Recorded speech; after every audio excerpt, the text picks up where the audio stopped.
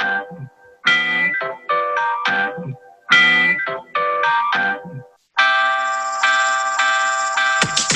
it's Joe West from the West Barn with Mike Shimshack. Today, you're in luck.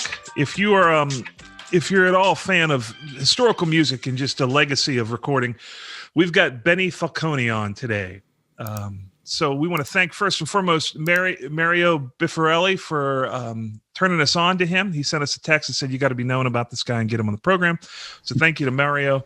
Our limited research, as soon as you type his name in the internet instantly crashes with the amount of Grammys he has. We were talking prior to going on air about, because I wanted to get it right. I always hate it whenever we introduce somebody who says, hey, he's got 4 Grammys, and then they interrupt you and say, no, I actually have 8.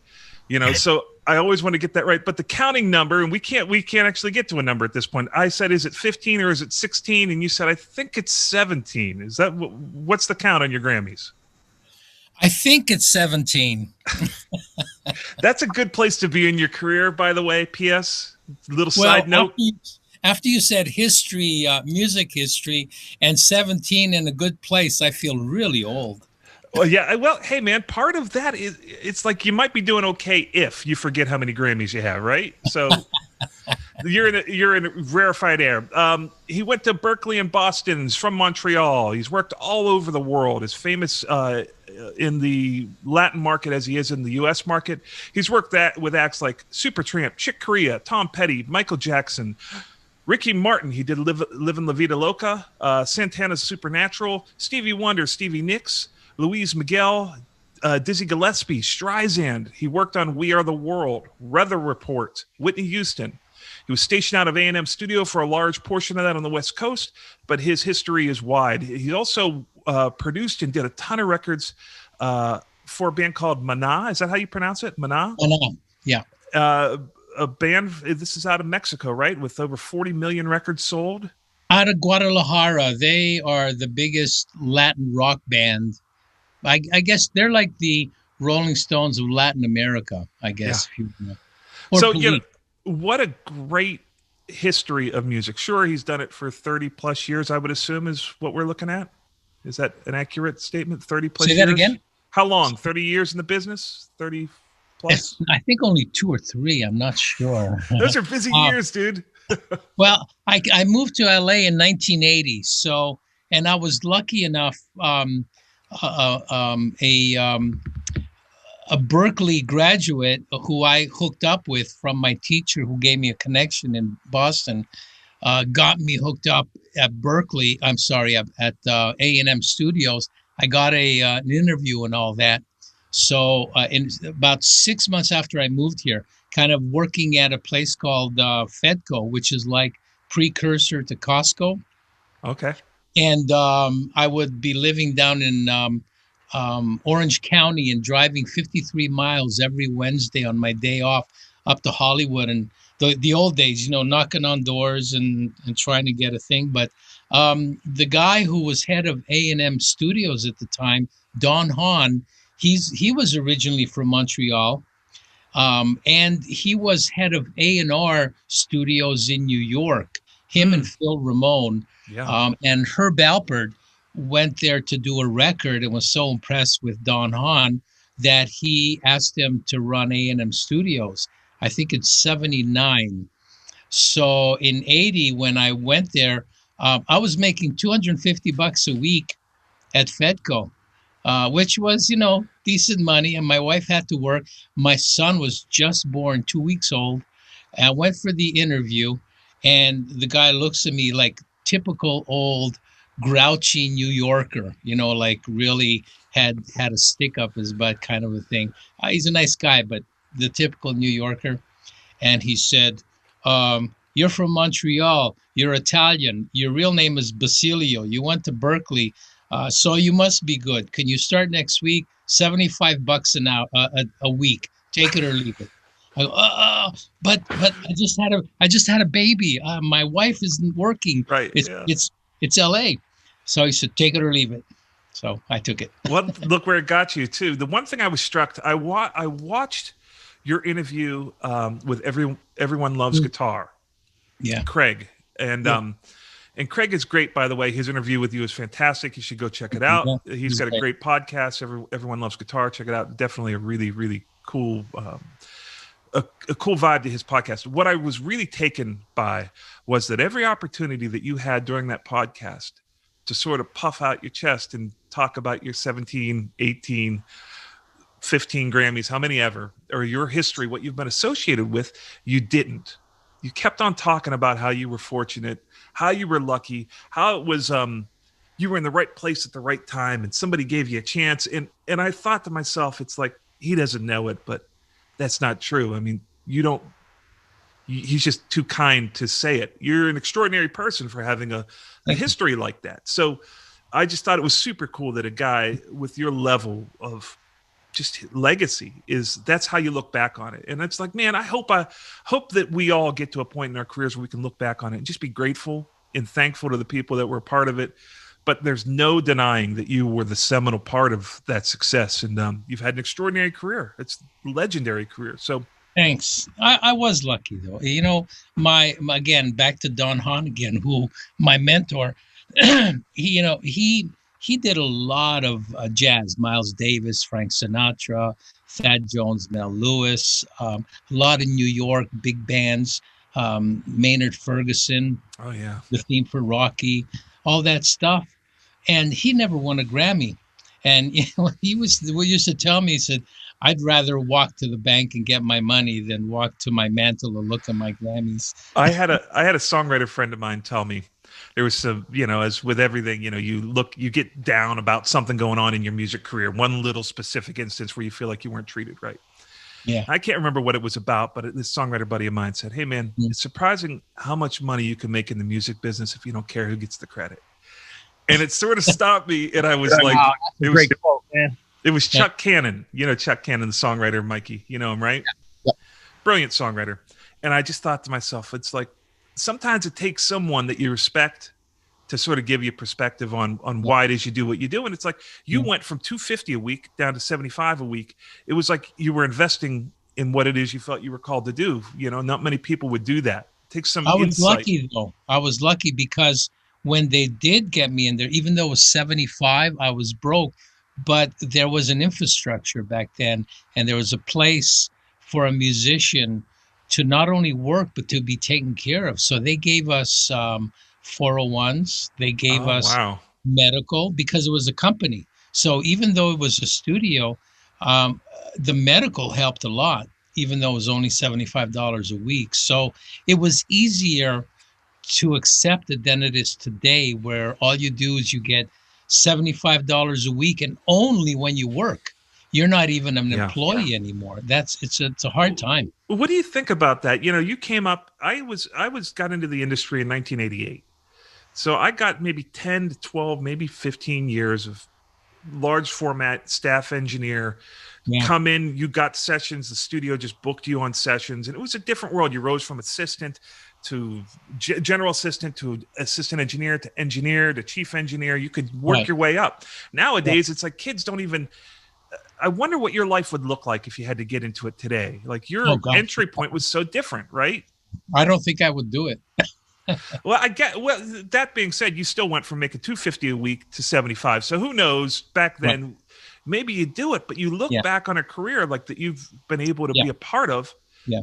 And I look back at my life and I say, I wonder if you spun that top, if it would spin the same way, if you would have been able to get through and have the career. We talked to guys on our program that, you're our 82nd podcast, and we've been blessed to have guys like you on it, throughout the history of it. And one thing you sort of take from it, those old school guys are like, it was a different reality of how you made your way into the business. Whereas now you almost kind of have to have a hit, right? You have to be this dude working in your bedroom. This is my perception of it.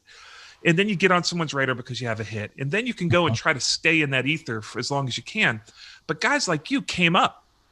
You learned how to thread a tape machine, how to edit tape, how to buy his stuff, how to, But today you have to be your own salesman. You have to be more than just a musician.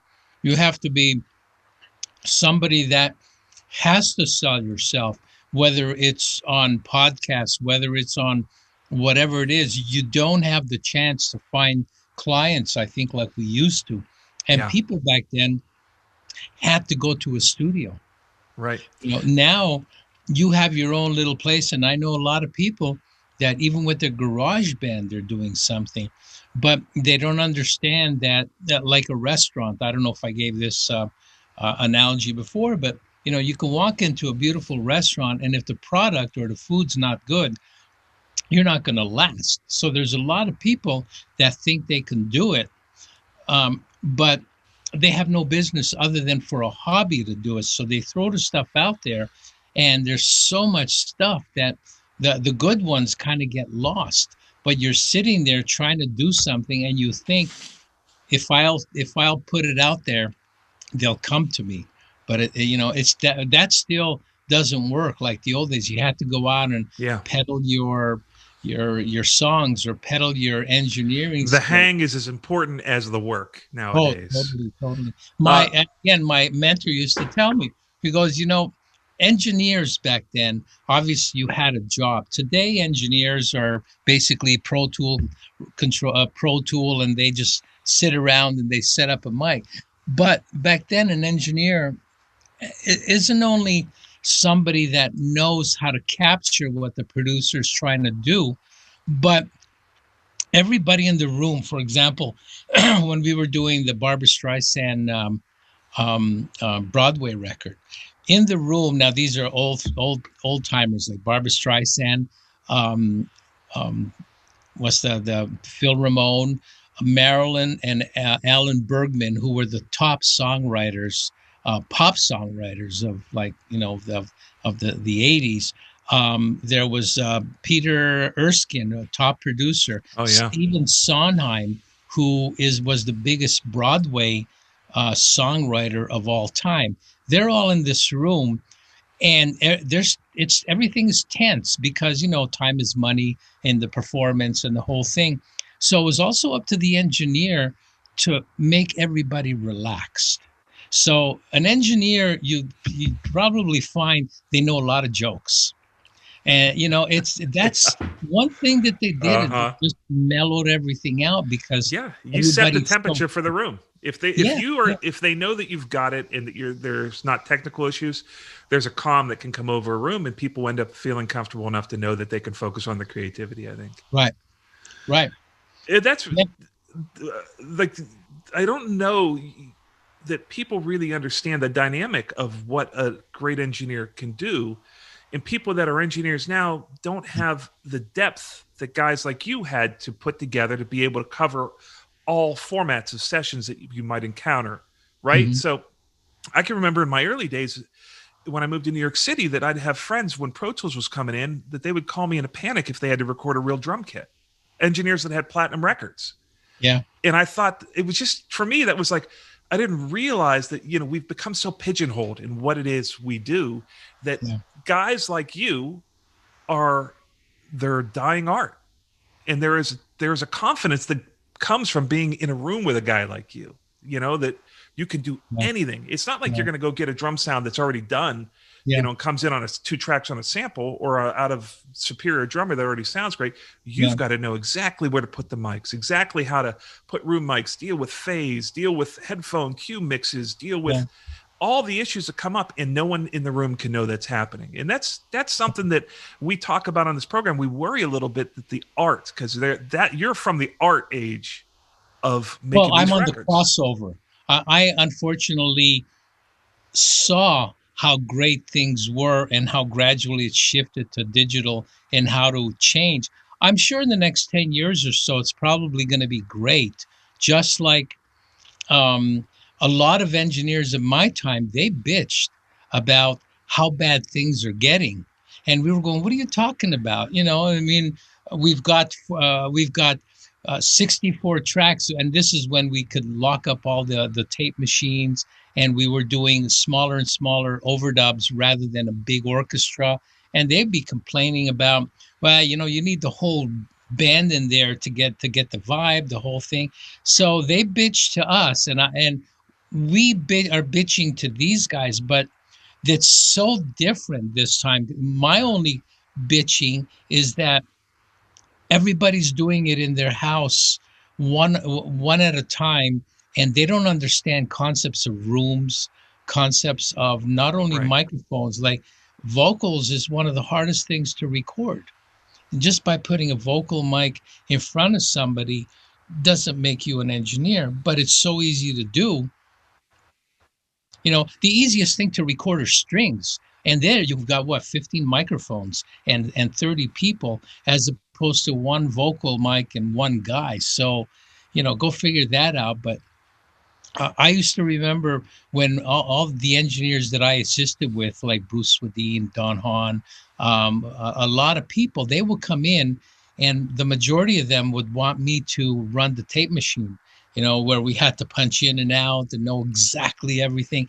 And I honestly had to say I was one of the best at it, because I could punch in between breaths, which is what we had to do with Streisand. Her breath was part of her phrasing.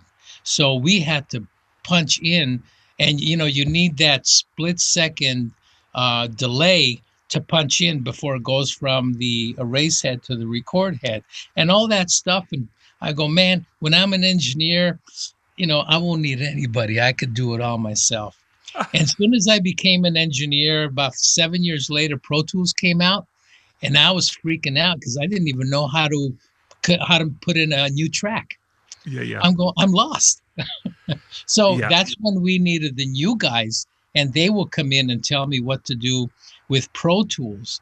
But the art of it and the listening of it, I think they're so into perfection and they lose humanity. Exactly. The feel of the whole thing.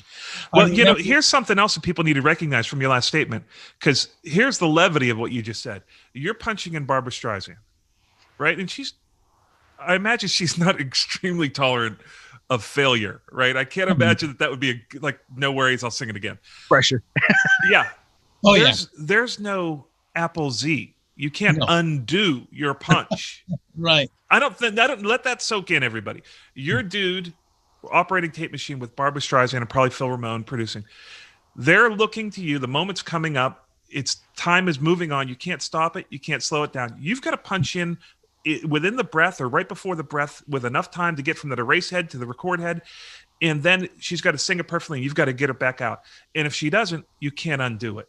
That's the thing that I don't know that people get that aspect. I know we all know that, but we don't get the stress of that. And they may not capture that performance anymore.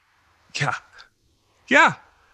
It was but it taught us. Yeah, it taught us to concentrate. I'm with you. I believe that that we're going to go to a good place in the future, but a little bit of my soul dies that there aren't guys anymore in the room that are true engineers. Yeah. Guys, I worry that part of the art is going to somehow just disappear into Sanskrit. It's not going to be there. You have to be everything now, and that becomes really difficult. You have to be the producer, the engineer, the mixer, so that focus on being truly great at one craft is becoming a lost art. Well, it's impossible. And I teach some classes at Cal Lutheran University, some music classes, and I tell them, how do you produce the Beatles? How do you produce Led Zeppelin? How do you produce Adele? I mean, even, to today, you produce them by, a producer had to concentrate on a certain thing, which is performance, feel, and you cannot listen for sound when you're concentrating on performance. That's why records were done as a teamwork. You had Jimmy Iovine and Shelley Yakis. They were a great team, producer engineers. Al Schmidt and Tommy LaPuma, they did a lot of great jazz records and a lot of records. Bruce Swedien and Quincy Jones, they kind of like were one mind, and what they did was they each had their own jobs and focused on certain things. And it's impossible to focus on everything, like you said, as a producer. I was listening, reading about you that I think you said you'd worked with Quincy Jones, Phil Ramone, correct? Like that level, that strata of super producer.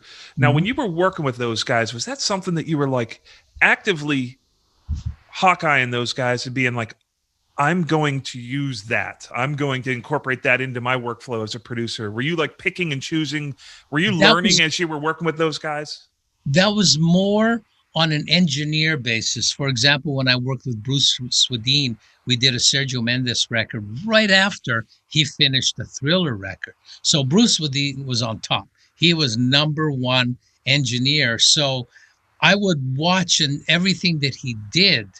At night when he left at 8 o'clock at night, I stayed there for 3-4 hours, and a lot of the other assistant engineers at A&M, we would go in the room and go, what did he do? Kind of analyzing an artist, and that's how we learned. Now, certain things, for example, Bruce Swedien had a great bottom end, great bass, any of the Michael Jackson records, and he used this compressor. It was called an Inovonics. It's a one space rack. It's white Inovonics. It's called. I forget the model number. I don't think they make it anymore, but it's like old, just like a 160X or whatever.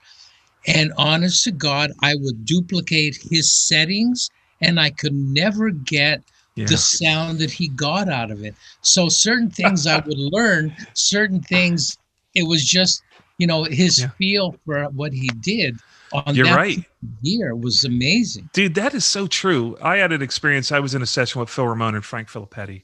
And Frank Filippetti for me was one of the guys that if I could have been him, I would have been just fine with that. Like that would be like a great place to end up. Yeah, he's great. And I watched him engineer this record, and it was just like, I couldn't agree more with all of his choices. And I felt like that's what I use. That's how I do it. This is all my signal flow. Those are the compressors, the EQs. And then he had these Genelec. They were like the 1030s. They were bigger. They weren't the 1031s. They were 1032s. Yeah, they were big. They were like almost midfield monitors. Yeah. And then it's the only thing he brought into this room. And then he brought up the faders, and I was dumbfounded. I was dumbfounded because I did everything that he did, from the mic selection to the placement to the compressor selections. I'm like, I'm there. I do all this. Then he brought up the faders, and I was just dumbstruck because it sounded like a finished Frank Filippetti mix. And that's the real beauty of a real artist who you called, because I don't know if you meant to, but you called Swedien an artist. And I'm like, people didn't think of engineers as artists. They're starting to think of them more that way now. Right. But like, to be able to watch those guys, it is great because you'll take it, you'll do it yourself, and then you'll find a new thing that's filtered through you, and it isn't you ripping off Swedien, right? Yeah. What were some of the big takeaways from working with him? Obviously, he's one of the most legendary engineers of all time. Yeah. What were some of the takeaways from working with Bruce? I'm dying to know. Like, it was so freaking boring.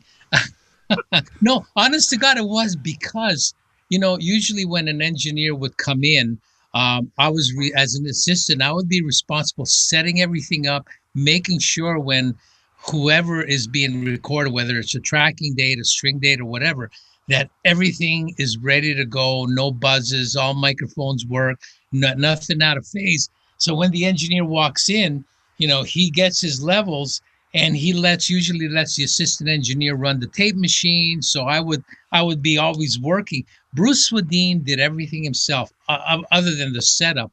So when we were ready to go and everything was working, he would run the tape machine.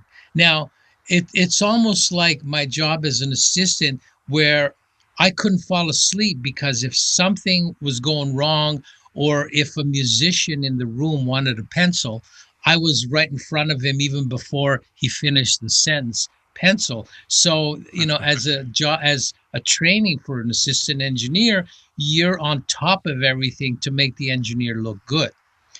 So that's what I would do. But there would be hours I'd just be sitting there and trying to stay awake, because just because he would do a lot of the tape machine running himself, and he was a very mellow guy, and being as confident as he was, he's just like, everything is okay. Yeah, because he knew everything. At least in your mind, he did. At that point, the records that he's done, like the records you've done, they're culture shifting records. So there's a certain amount of like self-confidence that comes with like, okay, I guess I can do this. I'll figure it out if I can't. I never had the confidence though.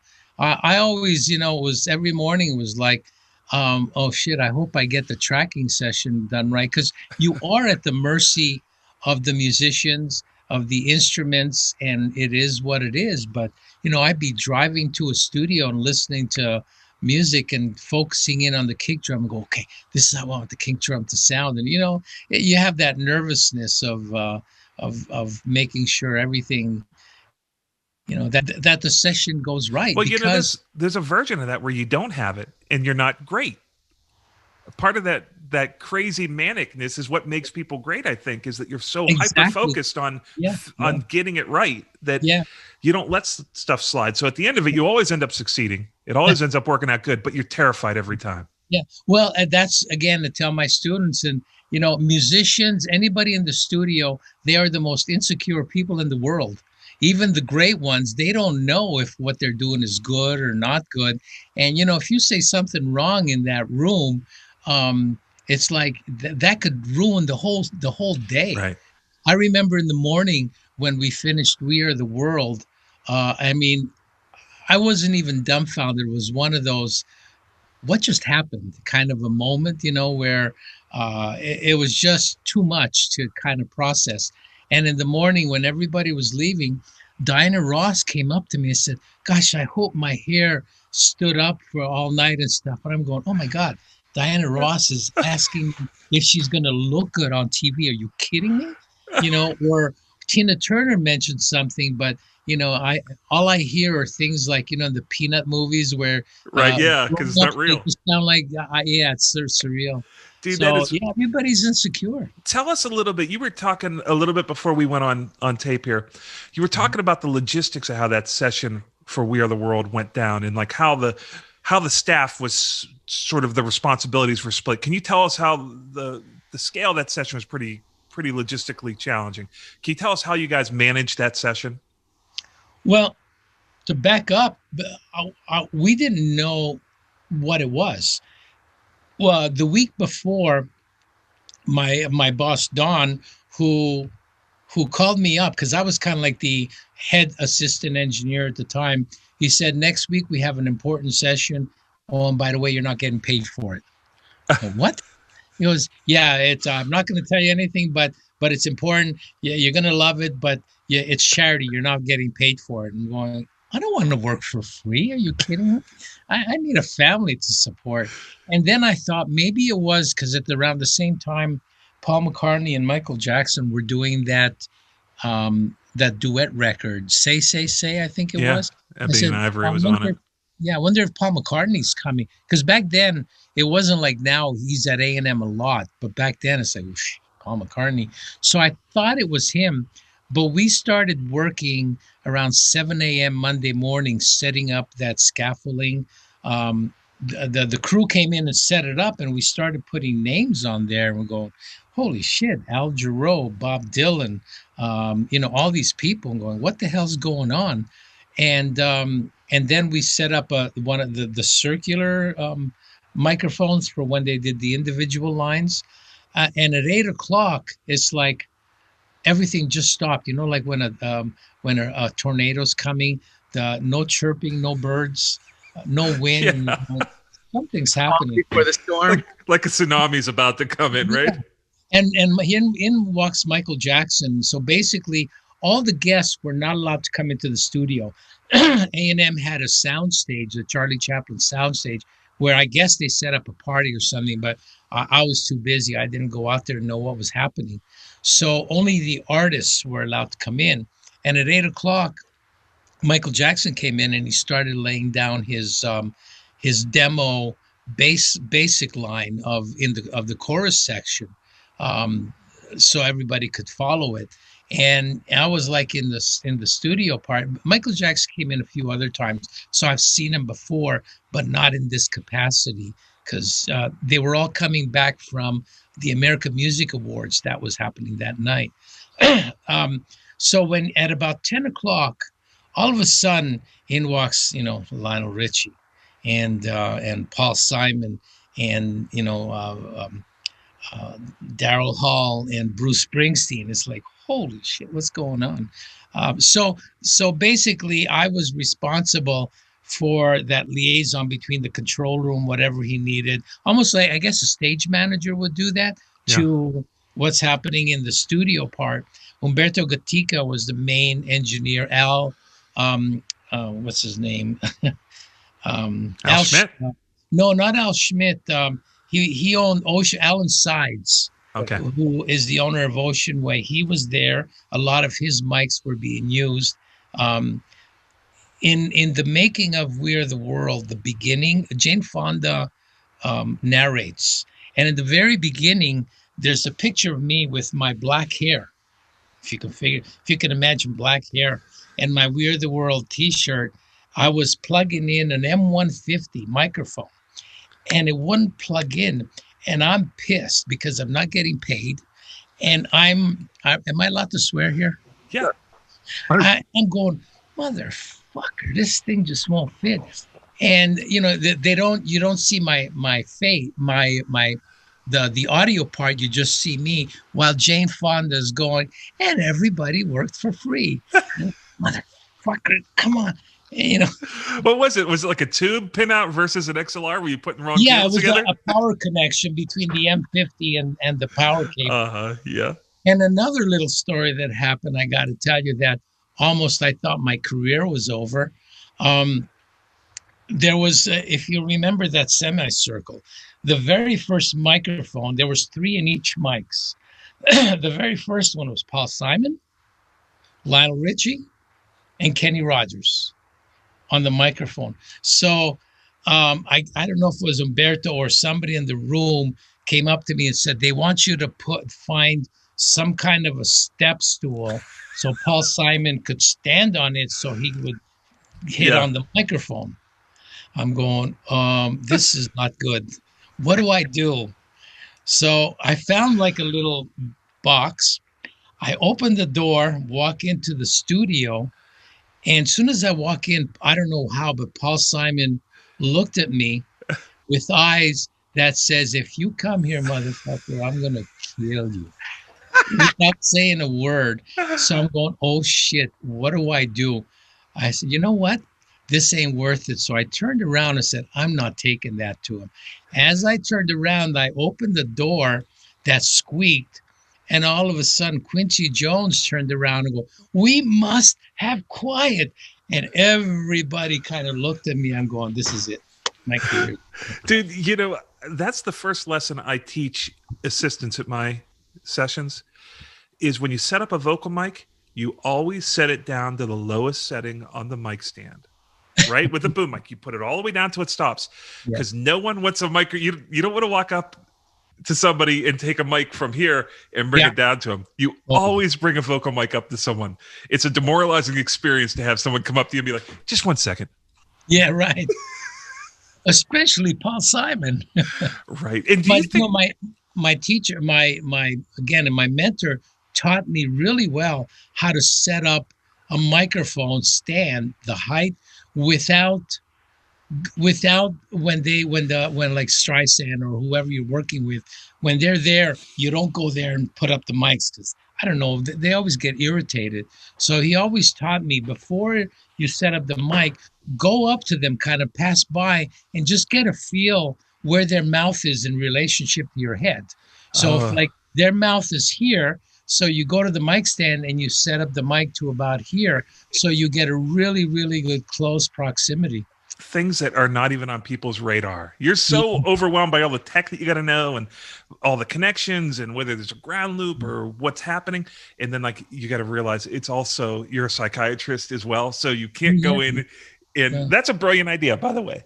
Do you think a lot of great producers, they go in the studio and they have headphones on, the old guys, and they listen in the room like Tom Dowd, Don Was, all those guys, and they'll listen with headphones as if they're a musician too. So the engineer better get the headphone settings right, and just and the engineer is responsible for a lot of things in there that the producer doesn't care what's going on in the room, because what's important are the musicians and the actual track of the recording of it. the feel of it.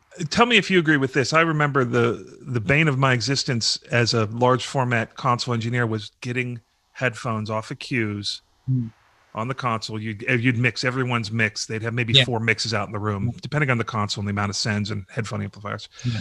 But it was the worst part of every session for me. Nowadays, it seems like everybody's got either those Avion boxes or they've got the Behringer thing. And they do their own mix. But man, it was a drag to do. Man, that was the worst part of every tracking date, was managing 5, 6, 7 people's headphone mixes. Yeah. You agree? Well, totally true. And a lot of times a good assistant, once they get everything set up, again, like my mentor, Don, he basically, all he cared about was sitting there and writing the faders. You take care of everything else.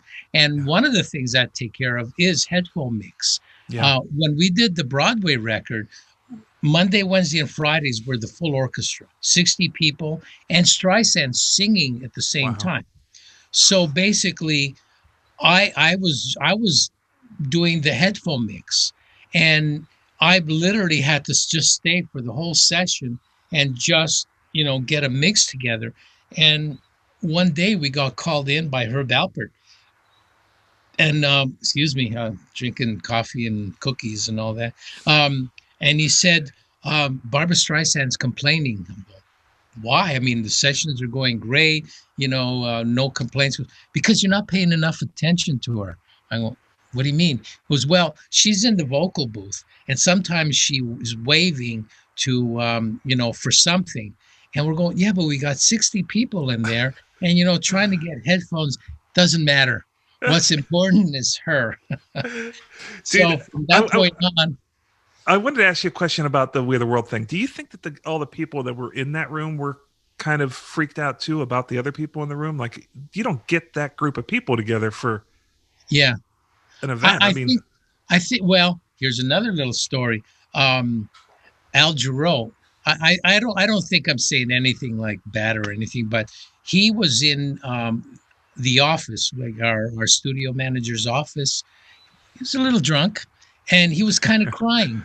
And he was going, they just don't respect Bob Dylan. Bob Dylan's such a great singer, and they're giving him a hard time. Because what we were doing, when we were doing the individual stuff, he was going, we are the world, that kind of stuff. So I guess that they didn't think that he wasn't a typical singer like, Steve, from Journey? Steve Perry. Steve Perry or Bruce Springsteen. It's Bob Dylan, right? Right. But for some reason, he thought that they were picking on Bob Dylan. So he was like all bummed out about that. I think everybody was in awe of everybody. I don't think they were nervous, but I think they were on their best behavior. You had to know it was going to be. Let me ask, did you feel like it was going to be what it became? Like, it's a cultural event. I mean, with that many people, it was probably indicate that this is going to be a really big deal, right?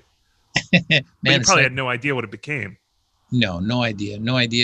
I mean, when I even saw the stars, it didn't hit me because, I mean, working at A&M, I've seen a lot of them before. Not all of them, but, there's some that impressed me, like Springsteen and Kenny.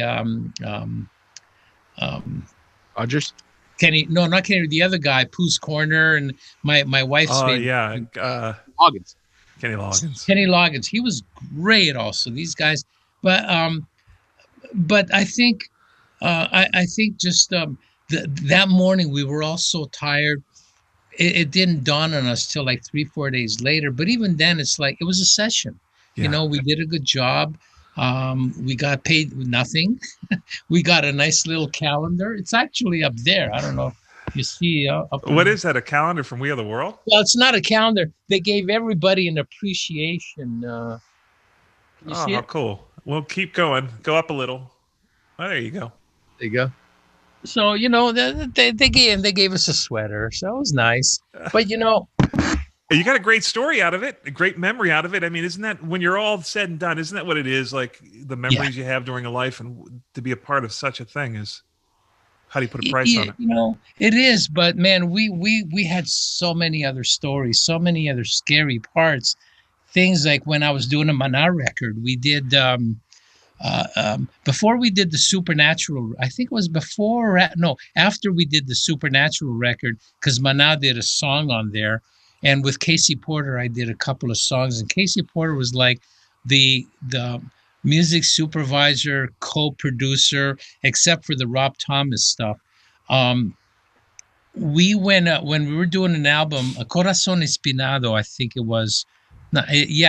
Santana did a song for Mana, because apparently Santana wasn't as popular as Mana was in Latin America or Mexico City, because he was popular as the group Santana, but not, like current popular. So what they decided to do, Mana did, and Carlos, when they did that song, when Carlos went down there, he would open up for Mana and get the recognition, and up here, Mana would get the recognition from Santana. So they kind of did whatever. But when we went up to Fantasy in San Francisco to record his guitar, I was kind of nervous because he's one of my heroes. Yeah. And I thought, okay, it's only guitar, that kind of stuff. But he's so particular with his guitars and the stuff that he has. But what made it even scarier was that this was 2000 when Pro Tools was still, and found out that we didn't have an assistant at Fantasy.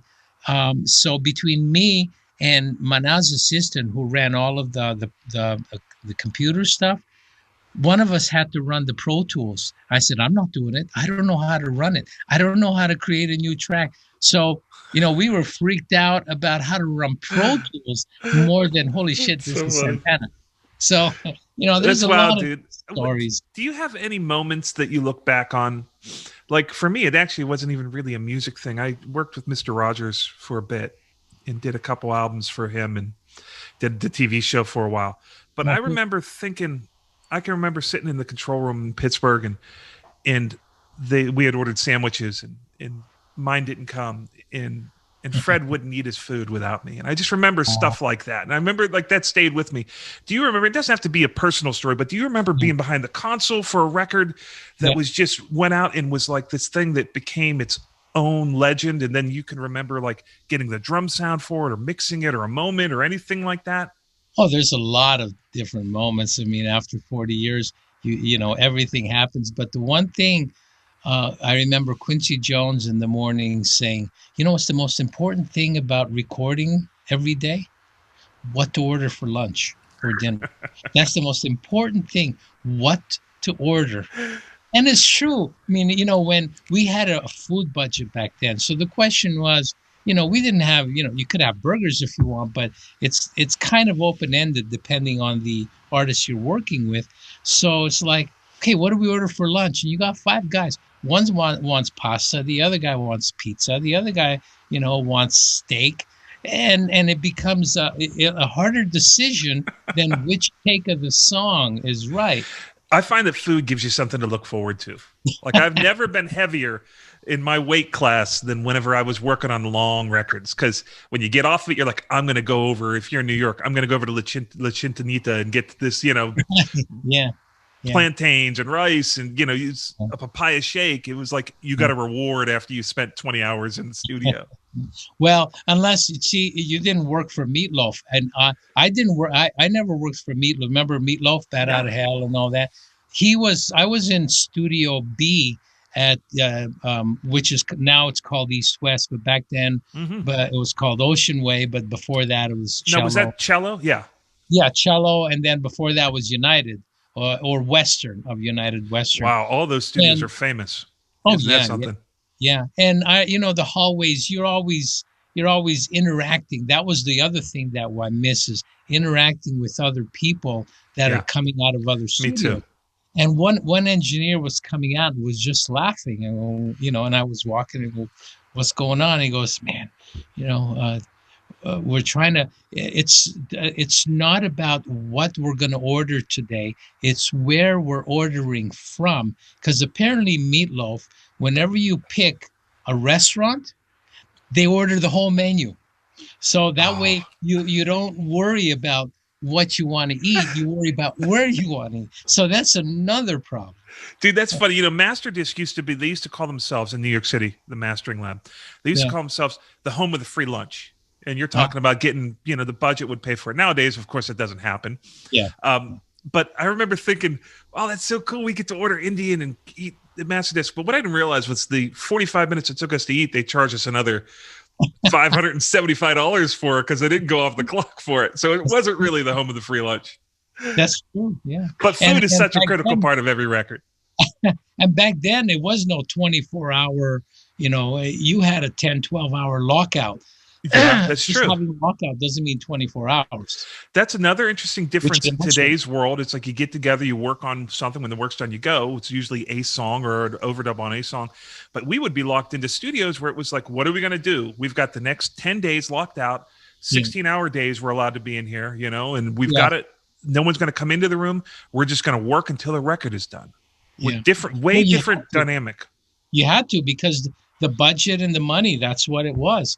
When things started turning around, when I started going into people's homes more and less into the studio, I would go into the guy's home studio. And this one producer, he was kind of ahead of his time, where, you know, he put a good studio together. So we did everything, not only recording but mixing there.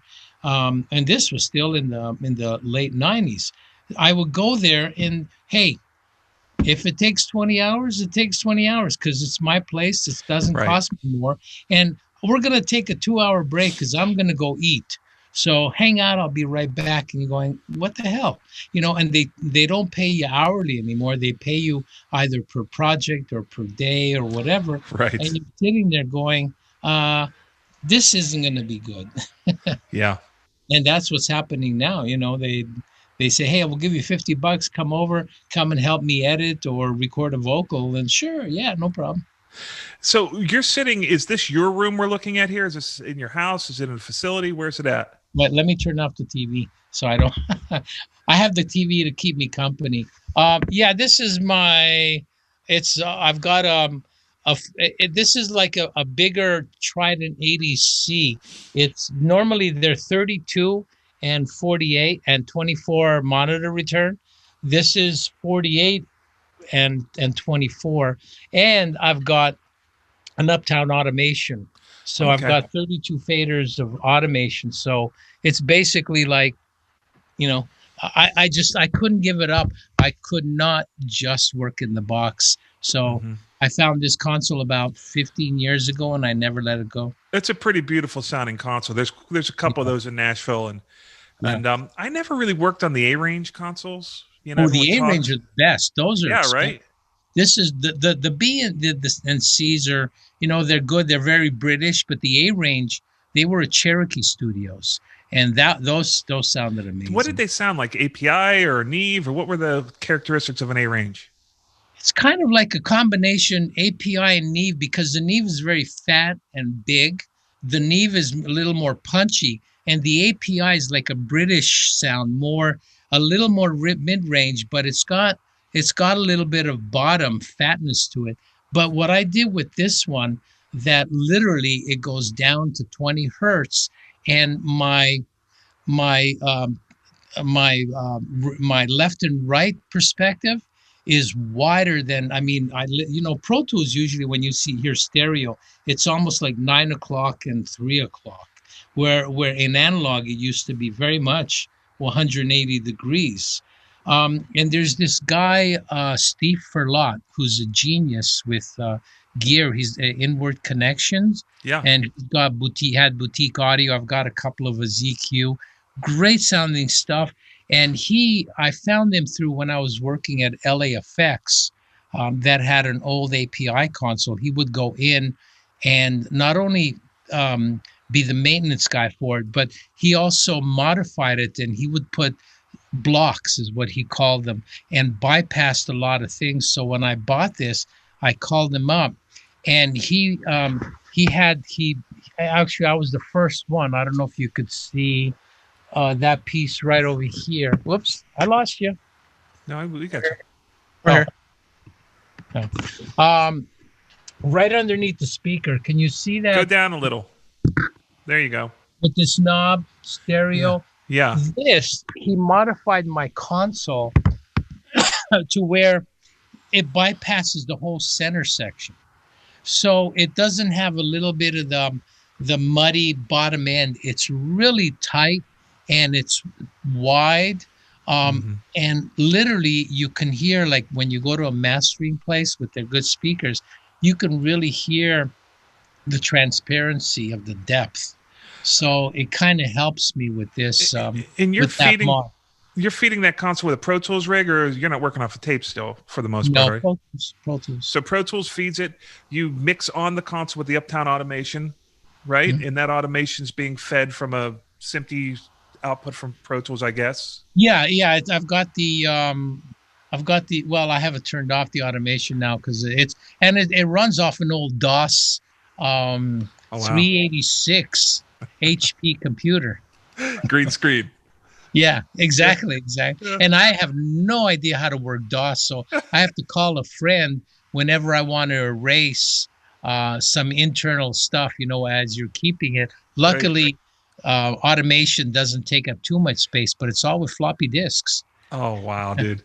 Yeah, and I have, my outboard gear that I still use. So can you pan over to your outboard gear? Let's see it. Yeah, I kind of go between plugins and outboard. Let me turn it on here. So basically, can you see everything? Yeah, we're seeing it.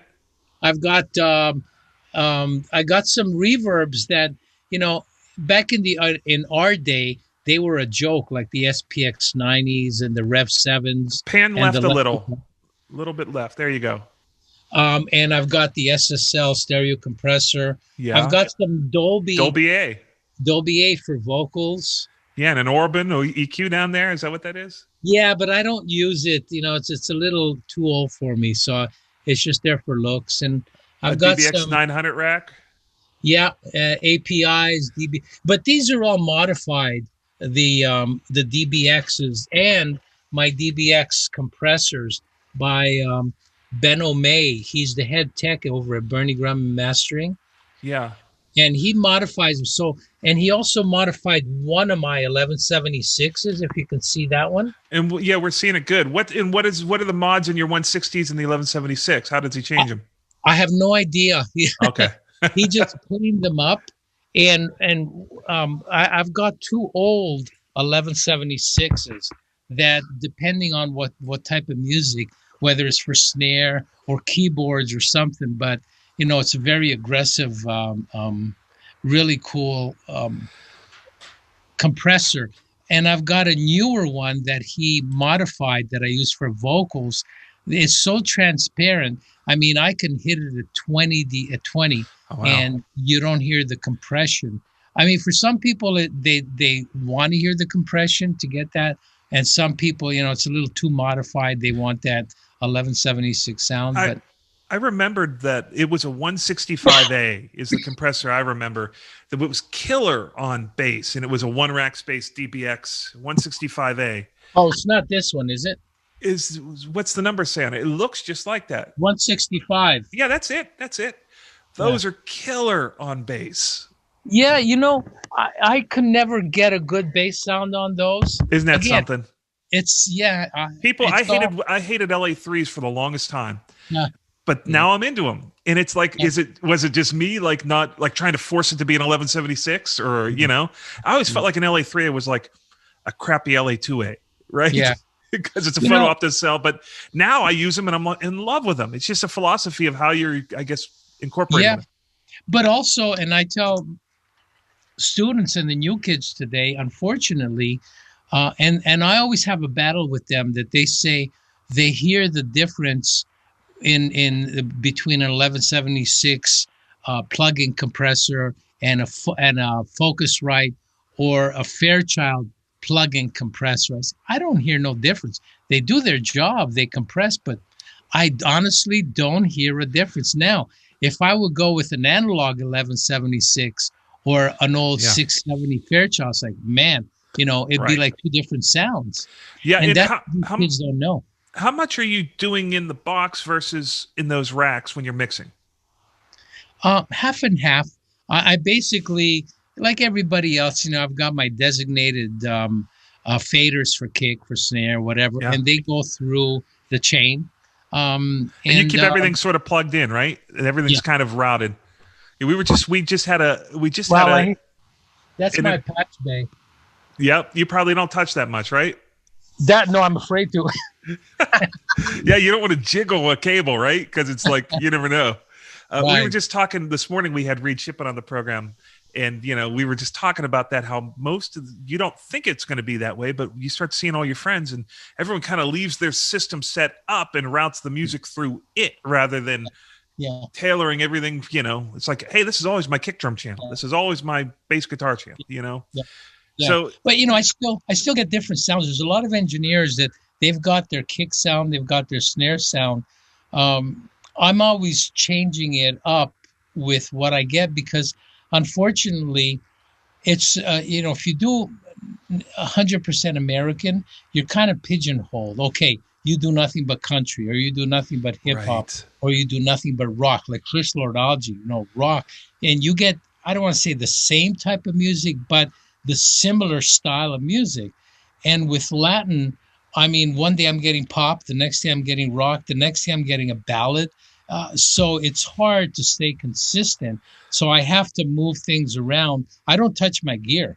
I move things around in Pro Tools. I wanted to ask you this question too, since you mix for so many markets, right? It's all through Central and South America and the U.S. market. Mm-hmm. When you're mixing, I noticed when I was in Mexico, I noticed that their timbre of what they like sonically is like not what is here.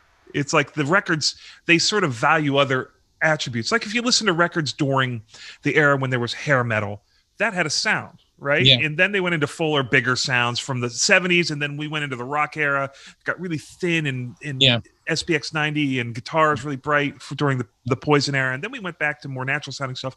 Yeah. Do you mix differently for different parts of the world, or do you just mix how you mix? I mix how I mix because you only know one. It's like one style, or it's whatever I like. And sometimes what I like doesn't necessarily mean it's going to be pop or rock. It's just, whatever. But you don't cheat brighter for Central America. No. Darker for the U.S. No, I don't. And sometimes I get criticized for that. They go, wow, your music sounds a little old because it's not bright. I'm going, well, wait till it goes through all the different processes. You'll get it bright, kind of thing. And sometimes, right now, I'm fighting the vocal levels, that they're ridiculously loud. And especially Latin music. I call Latin music today poetry. I don't even call it music because if I remember one day I mixed one song for Sting, and he walked in and he goes, "Oh, vocals too loud." I go, "Uh-oh, I'm in big trouble." And he goes, "No, it's okay, but I don't like my vocals loud." And this stuck in my head ever since. He says, if your vocals too loud, people won't listen. I go, really? He goes, yeah, because if things are too clear, they could sit there doing something else. But if you just put it in and tuck it in, they have to listen to what you're saying if they care. So it makes you listen. And today, if you don't hear a truck in the headphone of their vocal, that loud a leakage, then the vocal's not loud enough. It's crazy. It's crazy. When you're doing a record, how is the recallability with all this analog gear? How long does it take you to get a song recalled, let's say, to do a revision? Well, here's the fun thing because I have my own place, I won't go to the next song until I'm done with this one. But recallability is not that hard because I don't touch my outboard gear. I've got automation on my fader levels, and I do some automation in Pro Tools too. The only thing, if I think I'm going to get a recall for, is I document my EQ and reverb sends. That's it. But usually when I finish a song, I try not to do with record labels anymore because they'll come in a month later and go, the pan that you got at 30 on the guitar on the left. Can you remix it and put it to the right at 30? As if, I can open it up. Yeah, So, just switch left and right signal yeah. and send it back to him. It's so funny to hear you say that because everyone's aspiring to work on label records, and you're like, yeah, I try to not work on label records anymore. Well, it's like today, I mean, everybody has an opinion, which is fine, but when they start giving you this stuff that they have no clue what they're saying, or it totally ruins your mix, then I say, hey, I'm either not the right guy, or, I'm not going to spend 5 days tweaking this, tweaking that. It's music. But I think I've gone past the day of being annoyed. I don't know all right, I got one more question for you. When you're mixing a record on average over the way your workflow is now, how long does it take you to mix a song in general? I know they're all different, but you're going to hate my answer. About 5 days. 3 to 5. The first song about 5 days. You know why? Because I take my time. I just, in all honesty, I don't have that focus of a 14-hour day. I don't even have a focus of a 10-hour day. And I find, I'll get the drums up and all that. And when I come back the next day, it's a totally different perspective, and it kind of helps me. So, obviously I'm not working more, but I am for less, basically, because it's taking more time. But I enjoy it more than the stress of and not caring about mixing a song and just sending it out. A lot of people, they'll send it out 80%. And they'll tell you what to fix, and they'll be happy. Rather than me, I try and send it out 100%. And if they want me to fix it, I get pissed off. I love hearing that, though. It's like we interview people, and it's like some people are like, 4 hours a song. Oh, an hour a song. Some people, some people it takes me a couple days, and it's really cool that we have a community it's like you don't have to do it the same as everyone else. You do it the way you do it.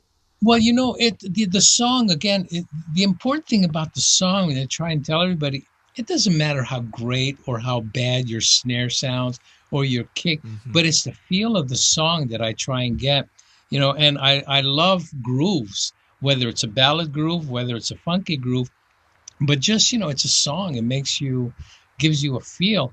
And I remember I was working at Conway one day, and Al Cherney, great engineer, who I, like to consider him, he was a friend. He was working on the Bonnie Raitt record, the one that was huge. Luck of the Draw. And he would come out at like 1 o'clock in the afternoon. I think I'm going to go home now. I don't feel it. And I was like, damn, that's the way to work. It's like, music's supposed to be not this pressure, get it out. It's, it's enjoyable. Obviously, you don't make money doing that, but I don't like pressure. You're probably making more than, what was it, 75 a week? Right? Is that what you started off at, 75 a week? 75 before tax. Hey, I see you've got a set of Tenoys up there, and you got a set of NS10s. Which one do you spend most of your time on? I spend most of my time on Tenoys, but I'll go to the NS10s to make sure that they sound good there. In terms of, I think the Tenoys give me a good full perspective and depth. The NS10s give me a good balance. So, what are you powering those NS10s with? What amp? I'm using the Yamaha, and let me see. I keep forgetting. I remember, it's the one with the 2 meters. Okay. And I'm again, always curious what people use to drive them, because they're important. The amplifier is especially important on the NS10s. Well, I wish that I think it's too dark down there. And also I've got a subwoofer on the NS10s, but and it's just a basic Yamaha, an older one, very light bottom end. So when I go between the Tenoys and the NS10s, I don't freak out with the bottom. Yeah. So I don't know if you can see. Yeah, we can see it. I don't know which one that is. I always use the Bryston 4B or a Hafler 2500 on mine. but I heard that the Well, Yamaha was the other one to get. Some yeah. amps on those NS10s make them unusable, and I think that's why maybe people put tissue paper over the tweeters so often. Well, that's the older ones, the NS10s. What do The you have there? studio, the NS10M Studios, the newer ones. Yeah, the older ones, they put tissue paper, but it was too bright for me. But on my tannoys, I'm using the Hafler Transnova 9500. Yeah, it's a great amp. Yeah, it is. And again, when I would have really good speaker cables from the amp to the speakers, and I got these op amps, $20 a foot, the whole thing. And again, Ben O'May, who the head tech, he helped me kind of tune this room, because this room is actually sounds one of the best rooms that I've been in. Just to say, it's my garage. Oh, so this isn't your house. This isn't like the facility. Yeah, I built it inside in my house. Well, it just financially didn't make sense having another place anymore, because nobody comes anymore. I had an 800 square foot studio. I had Hall & Oates come in and track, but they would come in for 7 days. It would take 4 days just to set it up, because it's like they're coming to your house. So it ain't worth it. So, yeah. But I kind of based it on Bernie Grundman's acoustics in here, where I built all this fabric. It's not flat. It's all kind of round. It's got radiuses on it. Yeah, and at Bernie Grundman's, what he did, I mean, they obviously had it professionally done, and they tuned the foam inside. It's not even fiberglass. The like pillow foam in there for different notes. I mean, that's how intense they got. And they went from, big to smaller, almost like an accordion, like I have, but different size baffles from the back of the room to the front to kind of give it just the frequency response. And when I came in, I put stuff on the bottom, and I had fiberglass, and I wanted to make it all dark so you would hear nothing but speakers. And it sounded so dead and so dark. Right. So you were probably over EQing the energy back in a lot more high end than you would want to, because you'd want to feed energy into the mix because the room was sucking it out of it. Well, I wanted to, whatever I hear here, to be exactly the same.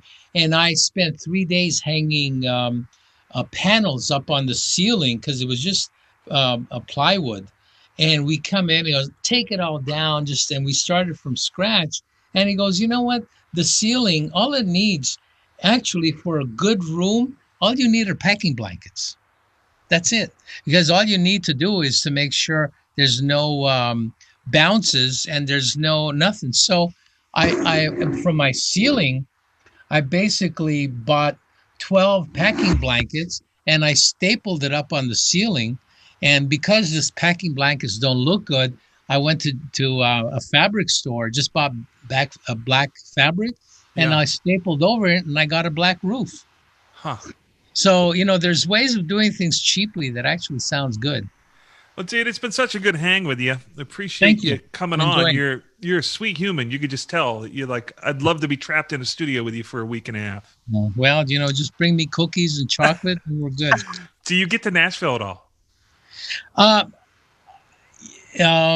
Yes, I was in Nashville. The first few times I worked at Ocean Way there, which is now Belmont.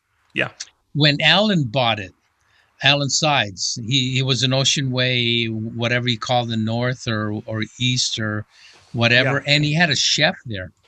And I was doing a Brazilian record with Mike Baird, Pooh Bear, a great drummer from Nashville, and I knew Dan Higgins, not Dan Higgins, the other Dan guitar player, Dan Huff, because he was here working, and I met him. He was a great session player. I worked on his very, very first session that Robbie Buchanan invited him to do for Sergio Mendes. Oh, wow. Yeah, and so I got him and this guy Franklin, somebody on Paul Franklin. Yeah, and another guy on steel guitar. Amazing players. Yeah. Well, you got to get back here. Get back here. You now have some people you got to visit. You got us too. So you got an excuse to come to town. My wife is from Johnson City, Kingsburg, and her best friend lives there, and she wants me to move there. Well, dude, you should come. Half of coming to Nashville is finding an excuse to get here. So you got all that. Plus, you got me and Mike. We have you over. We'll do an interview with you in the barn. We usually shoot these. It's called From the West Barn. We shoot it. I have a barn. That's my studio. We shoot it, on location in the studio. But we don't want to turn down great interviews with guys like you just because you're out of the zip code. Where exactly are you? Franklin, Tennessee. Nashville? Oh, Franklin. That's Tennessee. where my friend lives. I was there 2 years ago, and Franklin would. Yeah, I'm trying to remember. And we went to this great diner. It was just outside of Franklin. Loveless Cafe. Yeah, in the mornings, I think Vince Gill goes there. I saw Senator Crocker there the morning I went. Yeah, it's great over there. And, that's the weird thing about Nashville. I was at the at a breakfast place up on Music Row, the Nashville Diner. Oh yeah. And I'm sitting there eating, and right across from me is Robert Plant. Oh, wow. And he had his glasses. He's reading, having a bit of tea, and he was reading the paper. And I was like, half of my body was like, you got to go over there. And half of my body's like, why would you ever go over there? So thankfully I listened to that part of my body, and I didn't go interrupt, Robert Plant's morning tea, his bit of tea with reading, I don't want to be that guy. But did you kick yourself?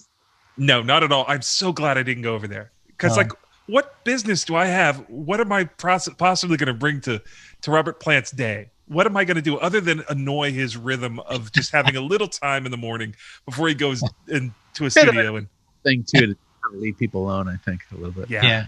Well, I did that. I live in Agora Hills, which is just outside of L.A. It's like a suburb. It's like inland from Malibu. And there's a club here. It's like for the older generation where Greg Allman, Boss Skaggs, Tower of Power, all these great bands come and play. It's called the Canyon Club. And one day, a friend of mine, a singer, called and said, "Dude, this girlfriend of mine, she's the wife of Colin Hayes, Men at Work singer. Yeah. And Colin Hayes is playing this Friday night over there. And Paul McCartney called and asked for tickets because he's a big fan and they're friends." I'm going, yeah, right. Paul McCartney coming to Agora Hills? No freaking way. Friday night, sure enough, at 9 o'clock, I was in my pajamas, was getting ready to start watching 2020 or something like that. A friend calls, "Dude, I'm standing next to Paul McCartney." Holy shit, I'll be right there. I got dressed. I'm like 10 minutes away from the place. I walk in, pay whatever it takes. And sure enough, Paul McCartney's there. This is when he was married to his ex-wife with the one leg, whatever. This a while ago. Yeah. And he was just like a normal person dancing away. And I just kept looking at him. Man, it's Paul McCartney. But Colin Hayes was so good, I forgot about Paul McCartney, and I started getting into the band. Wow, that's what a testament. And after the show, because my friend knew the wife, he said, "Come on, let's go backstage." Went backstage, and there was Paul McCartney. And I went, "Oh, shit." And my friend says, "I got to go. I got to just go say hi, say." But I said, "What do you say? You don't look stupid." So my friend went there and said, "Hi, my name is Carlos. It's a pleasure to meet you." And Paul being very nice. But I just kept staring at him because obviously the Beatles is, all time my favorite. And he kept looking at me as if he thought I was some kind of a weird stalker. If I would have went to said hi, I probably would be a normal person. But because I didn't, he probably thought I was this weird character. Hey, Mike met Paul McCartney. Why don't you tell him about it? I met Paul McCartney my first week I lived in New York City. I was on the Upper East Side, and I was going to a Radio Shack or something. And we were walking down, I believe it was 82nd or 83rd Street, which, are on the Upper East Side, they're one-way streets. Yeah. So I was walking with a buddy of mine. It was right around Christmas. And my buddy elbows me in the ribs hard. He's like, "Paul McCartney," points to Paul McCartney, who was getting out of a town car. And it was with Heather, wife, right? And that's right. Driver of the car. And Paul was such a pro. He's been doing this for so long. He basically like gave us the, hi guys, happy New Year. Like keep it moving. But he was totally cool. And I like, dude, this is the most embarrassing thing. I had an out of body experience, which I don't really get starstruck. I start bowing to him like this, laughing at me. And my friend basically dragged me away. I lost all control. Yeah. You know, again, another New York story. I was there. I forget the studio was on 17th. It was more of a from Jive Records or something like that. Oh, Zampa? Oh, battery. Yeah, battery. And I was doing a Brazilian record there. This was 2 weeks before 9/11. And we were staying on Fifth Avenue, this really nice hotel. So me and the producer, we walk out one morning. We were going to catch a cab to go to the studio. We walk out, and we're just about to get in the cab. And my producer friend looks at me and goes, holy shit, look at that. And I turn around, and I see this most gorgeous, like 6 foot tall woman. I'm going, wow, she's gorgeous. He goes, no, not her. Who she's with. It's Rod Stewart. I'm going, wow. Rod Stewart. Well, hey, do you have any websites or destinations on the web that we can plug here before we sign off? I do have bennyfaccone.com.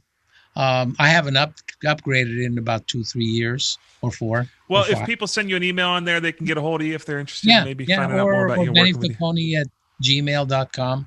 I'm assuming you do that thing where you have a Dropbox exchange thing and you can mix things remotely and work on records. I have box.net and WeTransfer and awesome. and that kind of stuff. Yeah, man, it was fun. Thank you. I had a blast. What a good guy you are. Well, thank you. Thanks for coming on. I hope one day I get to come and see you live. You gotta come live. When you come to Nashville, if you don't come to hang with us, we'll be offended. So I promise. Do you know you're Bill on notice? Como? Do you know Bill Como? No. He lives there. He's a great producer. He did a lot of Kim Carnes, a lot of older stuff when he was living here. He's been out there like a good 20 years. I think Kim Carnes is out here too. Oh, is she really? Wow. Yeah, I think my friend Kelly King is good friends with her. Oh, okay. I'm almost positive that's who it was. I think everybody's in Nashville. Everyone's coming here. It's like even God. Yeah. He lives over the hill. He's down on Arno Road. But Franklin is nice, though. I got to admit, it's a beautiful place. Well, come on out. We'd love to host you. Thanks, guys. It was a pleasure. Well, that's it. Thank you all for checking out. And this might be one of our longest podcasts ever. It feels so short. I'm looking up at the timer. I love it. But no better way to do it than not know what's happening. So thank you all. We'll check you next time. We're signing off here from the West Barn.